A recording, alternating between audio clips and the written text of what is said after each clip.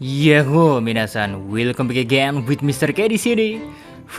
It's been a long time pembahasan One Punch Man gak nongol-nongol ya, but akhirnya bisa kubahas juga. So, without ngenteni long again, daripada kalian dengerin ocehan Mr. K yang gak jelas, yuk langsung saja menuju ke kontennya mawon ge. Let's go! Melanjutkan apa yang terjadi sebelumnya ketika Genos dan Dravenect mengeluarkan serangan beam mereka untuk menyerang Psycho secara frontal. Dan memang benar saja sih, serangan beam frontal tersebut sukses mengenai Psycho. Bahkan Psycho sempat berteriak kesakitan. Walau teriakan sakit itu hanya berlangsung sebentar sih, karena Psycho gak ingin tinggal diam menerima serangan beam Genos dan Dravenect tanpa perlawanan. Jadinya Hot Opai ini pun menyerang balik dua pahlawan cyborg ini dengan beam laser dahsyat yang dikeluarkan dari tubuh monster fusionnya. And boom! Serangan Psycho sukses menghantam Genos dan Dravenect secara brutal, membuat kedua cyborg ini harus tumbang. Sedangkan si Psycho langsung memanfaatkan momen dirinya yang sudah tak diganggu oleh Genos dan Dravenect, langsung mencoba menyerang Tatsumaki dengan beam lasernya.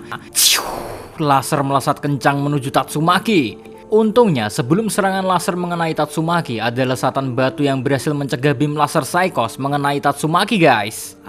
Hot Opai pun kaget ada gangguan lagi. Dia pun menoleh ke bawah dan cukup terkejut. Batu yang menghalangi Hot Opai adalah ulah dari Tank Top Master. Hot Opai jadi tambah marah besar akan kelakuan para pahlawan. Tapi sepertinya Tank Top Master juga gak peduli akan kemarahan Hot Opai sih. Terbukti dari Tank Top Master yang langsung menyerang Psycho dengan melempar batu-batuan besar yang ada dengan sangat kencang. Nah guys, menurut Tank Top Master, dia bisa melempar batu besar-besar tersebut melesat kencang itu berkat kemampuan Psychic Fubuki. Padahal mah semuanya dilakukan oleh Tank Top sendiri. Si Fubuki bahkan tak mengalirkan kekuatan psychicnya pada Tank Top Master. Cuman karena Fubuki malu udah terlanjur dipuji oleh Tank Top Master, ya terpaksa ngikuti arus aja dulu. Next kita pindah ke posisi Genos dan Dravenect lagi yang ternyata masih dalam kondisi baik. Cuman energi kekuatan mereka udah berada di ujung tanduk. Makanya di sini Dravenect menawarkan solusi pada Genos agar bisa melawan Psycho. Keduanya harus bergabung menjadi satu untuk mendapatkan energi besar yang kemungkinan bisa menghabisi Psycho. Memang gambling sih cara ini bakal berhasil atau tidaknya, Dravenect gak tahu, tapi tak ada salahnya untuk mencoba kan. Genos pun setuju akan solusi Dravenect. Dimulailah penggabungan dua cyborg ini jadi satu. Tactical Combination Promoted Through. Seketika Genos dan Dravenect sukses bergabung menjadi satu, berubah menjadi layaknya One Eye Gundam. Kini mereka berdua berhasil menghentikan pergerakan Psycho dengan wujud gabungannya. Walau gabungan ini tak berlangsung lama sih karena sangat menguras energi. Tapi setidaknya berhasil memberi waktu untuk Tank Top Master melempar sebuah bangunan besar ke arah Psycho. Tentunya Psycho gak kehilangan akal. Dia sadar pergerakannya terhenti. Dia pun langsung merubah ukuran tubuhnya menjadi lebih kecil dan juga mengeluarkan beam laser diarahkan ke bangunan yang dilemparkan oleh Tank Top Master untuk dihancurkan. Tapi kejutan pun dimulai dari sini. Saat beam laser mau menghantam bangunan, di dalam bangunan ternyata ada para pahlawan kelas S yang langsung memulai serangan. Dimulai dari Atomic Samurai, sukses menebas laser menjadi ratusan beam laser kecil-kecil tak beraturan yang tak terarah. Sekaligus Atomic Samurai berhasil melancarkan tebasan pamungkasnya, Atomic Beeline Slice, ke tubuh Psycho. Membuat Hot Opai ini jadi kena slash yang sangat fatal. Serangan dari pahlawan pun gak cukup berhenti sampai di sini saja. Karena puri-puri prisoner dalam mode Dark Angel-nya dengan penuh kemarahan mengeluarkan serangan mematikan Vibration Dark Angel Rush. Ratusan pukulan beruntun menghantam tubuh Psycho dengan membabi buta. Apakah berhenti sampai di sini serangannya? Tentu tidak, Ferguso. Super Alloy Dark Sign mengeluarkan ancang-ancang mematikan.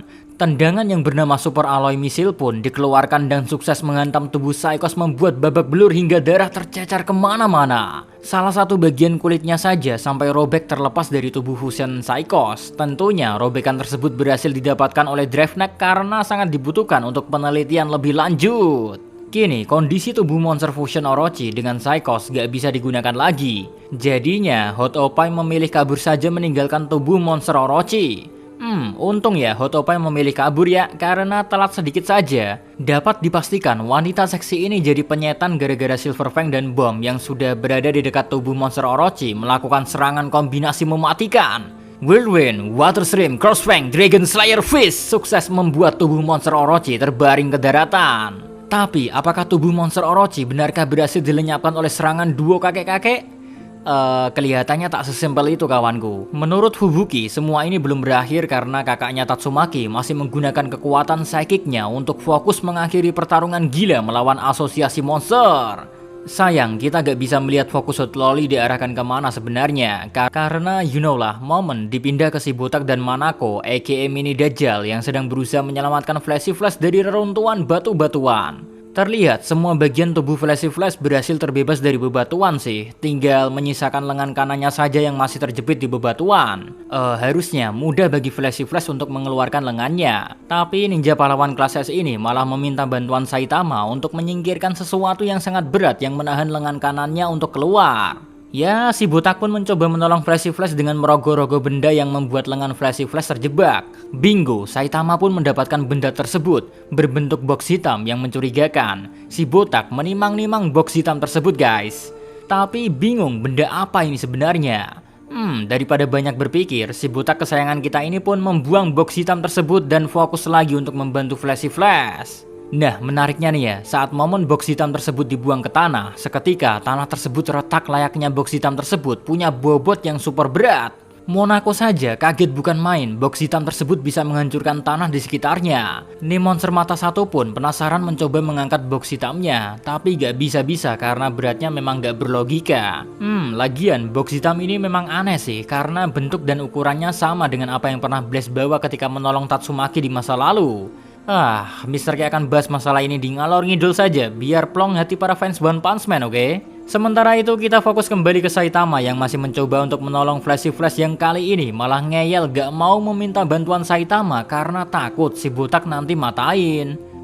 Si botak mendengar ocehan Flashy Flash pun jadi diam saja, gak mau mengganggu langkah Flashy Flash melepaskan lengannya. Nah, lagi sibuk-sibuknya Flashy Flash berusaha mengeluarkan lengannya, malah ada gempa bumi dahsyat lagi yang usut punya usut nih ya.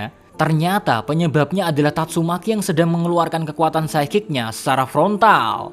Hot Lolly ini memelintir daerah asosiasi monster menjadi layaknya tombak yang terbuat dari tanah dan bangunan. Tombaknya pun luar biasa gede pula. Bahkan tak cukup hanya membuat bentuk bangunan dan tanah jadi tombak, Tatsumaki melapisi tombak tersebut dengan kekuatan psychic-nya. Dia mengalirkan kekuatan psychic tersebut hingga menyelimuti semua bagian tombak. Dan terbentuklah tombak cahaya hijau yang sangat masif yang siap menghujam monster Orochi beserta sisa-sisa monster lain yang berada di sini. Sayangnya lagi seru-serunya fokus di Tatsumaki, momen dipindah kembali ke trio Sableng, Flashy Flash, Monako, dan Saitama yang kini lengan Flashy Flash berhasil diselamatkan gara-gara bangunan dan tanah sebelumnya diangkat oleh Tatsumaki untuk dijadikan tombak cahaya. Cuman dalam momen diangkatnya bangunan dan tanah tadi, ternyata pedang kesayangan Flashy Flash yang bernama Instakill patah. Seketika, Flashy Flash langsung shock seperti kehilangan sesuatu yang sangat berharga baginya. Sementara itu, Saitama yang sejak awal di samping Flashy Flash berniat menyelamatkannya, merasa dibodohi oleh pahlawan kelas S tercepat ini. Saitama mengira maksud Flashy Flash akan patah adalah lengannya. Lah dalah, malah sebuah pedang ternyata. Kalau tahu begini, si botak lebih baik menghancurkan bebatuan yang menjepit Flashy Flash sejak awal. Mendengar ocehan si botak, Flashy Flash gak mau komen banyak-banyak. Yang sudah terjadi, biarlah terjadi. Kini harus kembali fokus untuk menghandle situasi yang akan terjadi ke depannya. Terutama situasi sekarang ini, yang ternyata ya, lubang hancurnya pedang Instakill membuat trio Sableng melihat sesuatu yang sangat menakjubkan. Seolah-olah Saitama, Monako, dan Flashy Flash melihat alam semesta yang tak berada di bumi. Dan di dalam alam semesta ini ada satu makhluk yang sedang duduk menutupi wajahnya. Monako ketakutan melihat ini guys. Sementara Saitama dan Flashy Flash hanya terkejut saja. Sedangkan kita sebagai fans One Punch Man pasti penasaran kan? Mungkinkah sosok makhluk tersebut adalah God? Sayang gak ada jawabannya di chapter kali ini karena ceritanya memang selesai sampai di sini saja. So, see you again next time. Adios di Caramelos, stay safe everyone. Salam Animania.